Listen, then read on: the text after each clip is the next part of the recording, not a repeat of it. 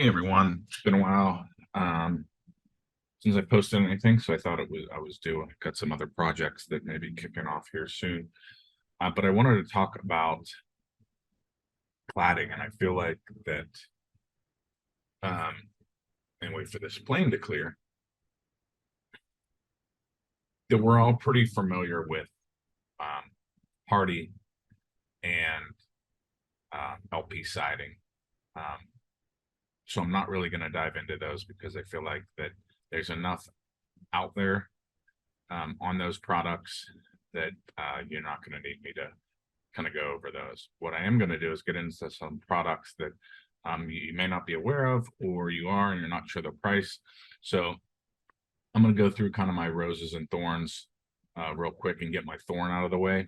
And that is that when I'm doing projects, I kind of want to have a budget in mind, whether it's a spec home or a remodel, of what the cladding costs are. And like I said before, I know that with LP and Hardy.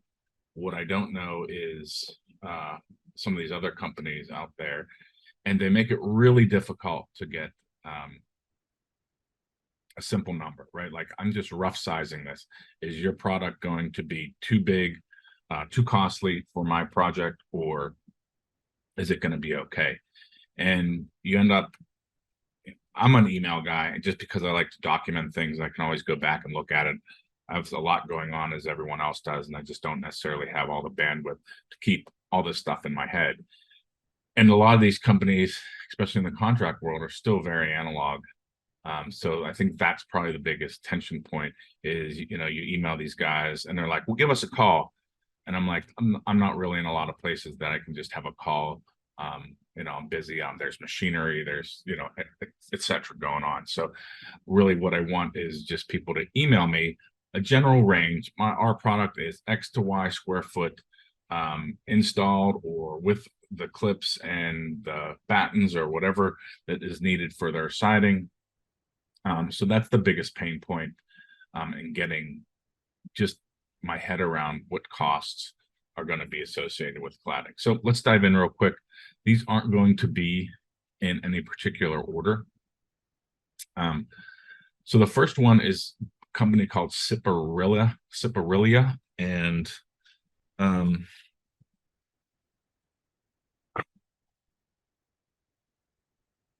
I got a hold of them through a contact at CP Supply, and it's basically a wood product that's coated with a top coat. As you can see, these are kind of the, wish my camera, there we go.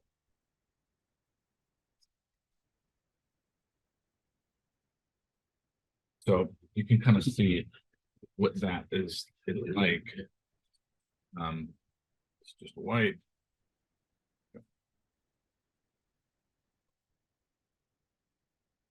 It's called roasted wheat. Anyways, this is wood. It's coated with their proprietary product, and I think it has a 15-year warranty on the finish, so you don't have to touch it for 15 years unless you want to. And that's one of my requirements for when I'm evaluating cladding, is low to no maintenance. We know that probably no such thing as no maintenance. Siding needs power wash, cleaned, etc. But one of my requirements is low maintenance, so that the owner doesn't have to worry about it. Like, when I'm thinking about structures and building them, I'm not just thinking about A, how do they get built, but B, like, what's the user experience like for the user, both from mechanicals, maintenance, spatial design, environmental design. I'm doing most of that as well. So when I think of my siding, I want something that's low maintenance, not something that's going to be attended to every year. The next one is from a company called Nakamoto Forestry. So Nakamoto Forestry is wood as well. This is their product. They tend to lean more towards Shishugibon finish. You'll see here, you know, that's kind of where I'd say most of their products land. There are a ton of samples here, and I mean, you can still smell the smoke on these guys. And I've had these for probably 6 to 8 months.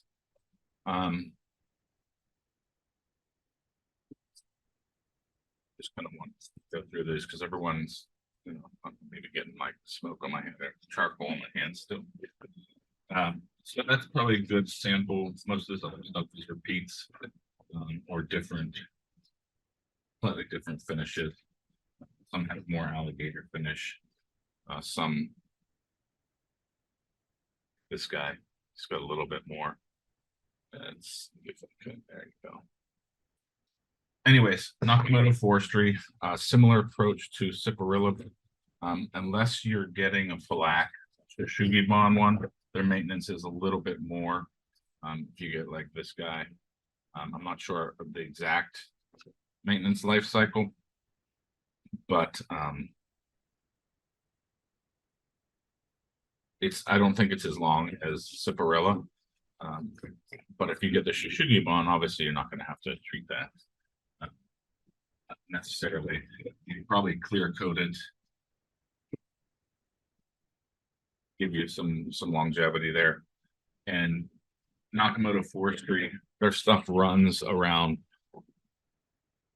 $10 to $22 a square foot. So it ranges significantly within that price point.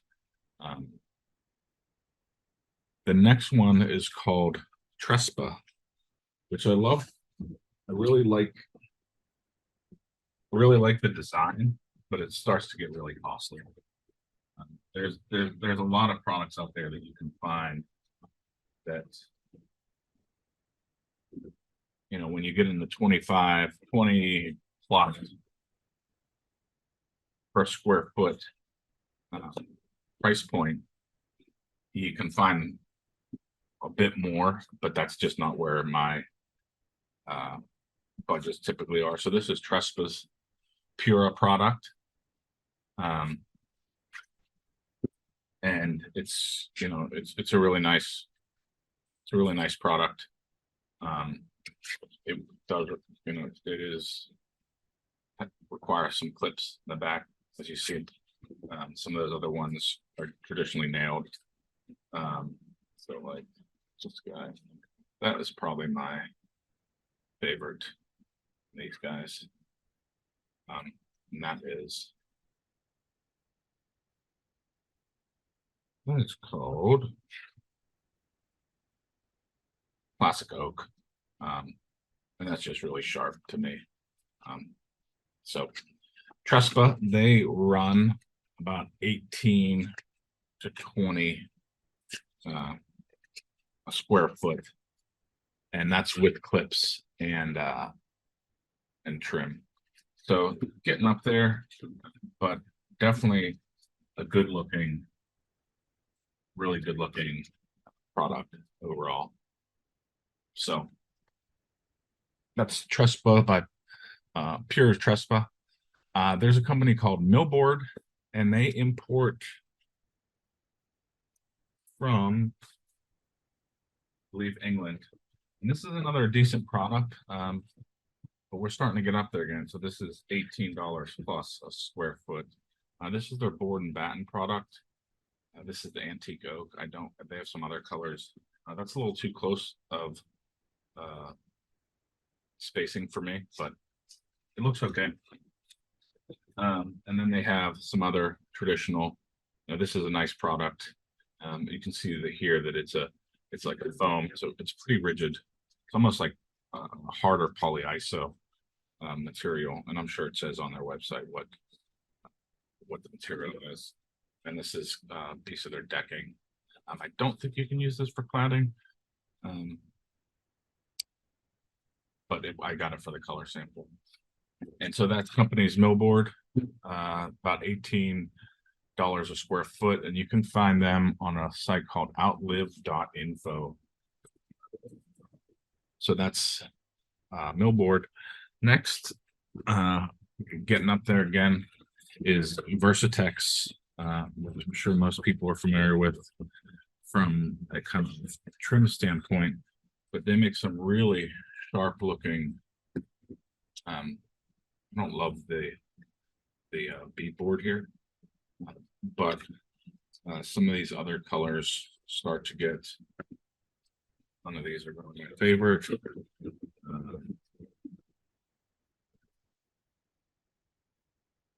Feel like that it's matte, not shiny. Most of my designs, I typically prefer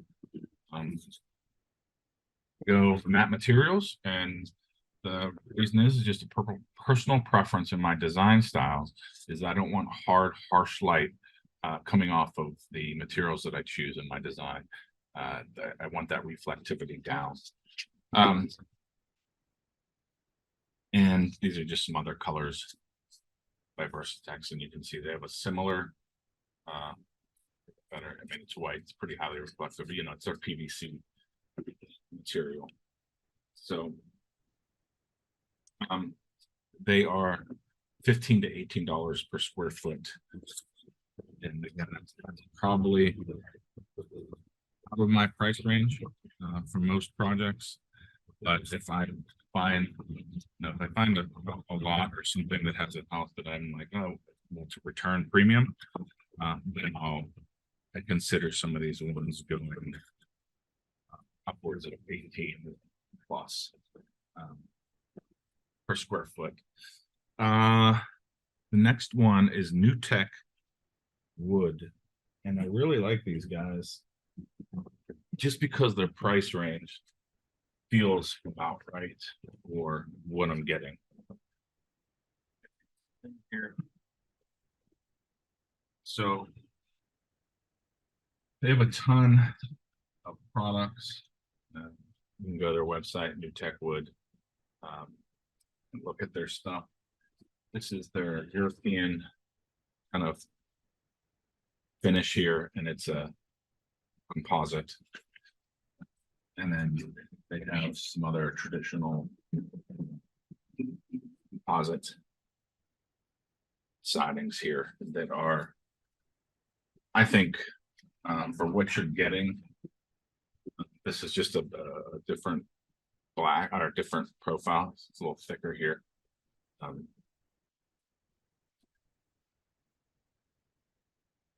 They are $9 to $15 a square foot, and that feels about right. Like this product is got some weight to it. It's capped all the way around, as you see here. That is all the way around, though the back is different. It's a smooth finish, and not sure if that is presentable, if that's an option. I'd have to ask them. I wonder if you could go this way instead of this way. I'm sure you could, but whether it's warranted is a different story. Just some other colors here, but NewTech Wood, $9 to $15 a square foot, but feels like a really durable product. I forget what their warranty is. Again, these are things that are pretty readily reliable on their readily available on their website. And then you have Fiberon. Don't have a price on these guys. They are out of by TimberTech, and it's also composite decking with the cap not all the way around. And I don't know if you can see in the camera there, the cap stops right on the bottom there.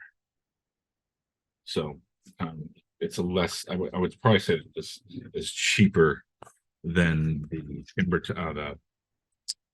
NewTech Wood, but Fiberon does offer some cladding, and it's decent looking. Like, I feel like there's a lot of companies. This is a little bit different. These are kind of the same color, but one gets a textured finish that's a little bit more like wood, and one is kind of more pronounced. And to be honest with you, this one is probably the better looking one, in my opinion. So there is that. And then, like I said, I don't have pricing on that, and it's a bit heavier than some of the other, like the Versatex and the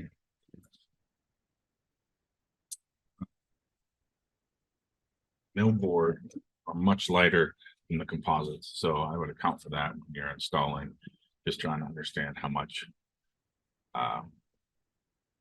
what you're going to need from the strength standpoint of your battens and your patterns. Meaning that if you're doing composite decking, probably 1/16 on center, but if you're doing like the lighter Versatex or Millboard, you may be able to spread that out to 24 inches. That's not prescriptive. I would follow what the companies have on their website. I'm just thinking out loud. And then the last is by Westlake, Royal Westlake, which is this is their product, Cedar Renditions, and they have 3 styles here, and you can see they get attached via that nailing pin. And what's nice about that is that you nail or screw whatever they state works, probably do both, and then this gives you that kind of flexibility for expansion and contraction. Obviously this is a metal aluminum product, and I really like some of the, I only got 3 colors here, but it's a good looking product for sure. So that's kind of my cladding shootout. I hope that helps some people. I know that we often feel hemmed into Hardy and LP at the price point that at least I'm working at, which is low to mid, or I don't want to say low, say mid-range. I would say that if you're doing custom homes, you're probably getting this from spec from your architect, and they're probably you're talking 20 plus a square foot. So I hope that helps some of us kind of